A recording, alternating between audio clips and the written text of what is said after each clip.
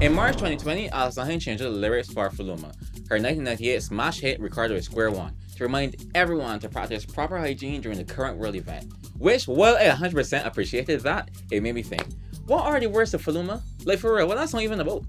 I mean, we're all accustomed to walking to the senseless music, it's a part of the culture after all, but surely this song got me something deeper, right?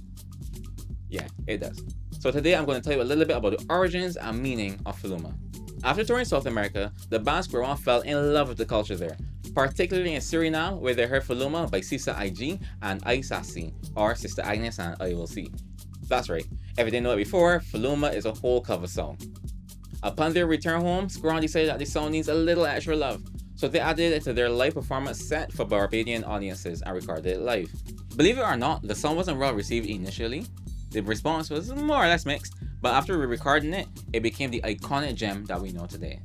As for the lyrical content of the song, it is sung in the language of the Saramakans, a tribe of African slaves who fled to the Amazon jungle in pursuit of freedom during colonial times.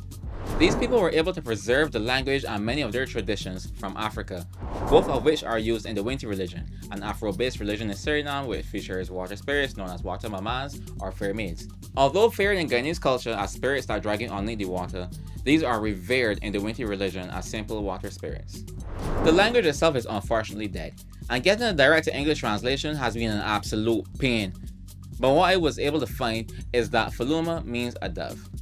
The bird is a metaphor for the spirit of African peoples. The singers are saying it was killed and are asking who killed it, in the lyric, Mama Ayeye Duna. Whilst it is unfortunate that the lyrics have been lost to time, what I can fondly share with you are my thoughts about what Square One added to the song. The original isn't bad by any means, but it's honestly like comparing chalk and cheese.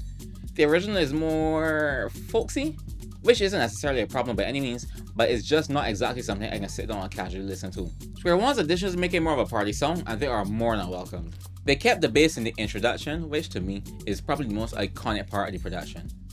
The choice to keep the live audience in the recorded version was an excellent touch to build up the party vibe and separate their version from the folksy notes of the original. It assists the band in their goal of delivering a folk classic from Suriname to the wider Caribbean, and to be honest, the rest of the world.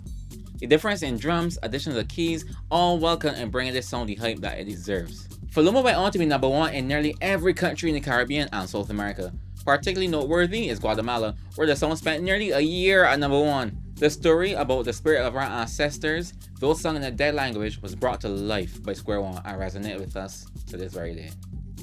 I mean, if he's a patron.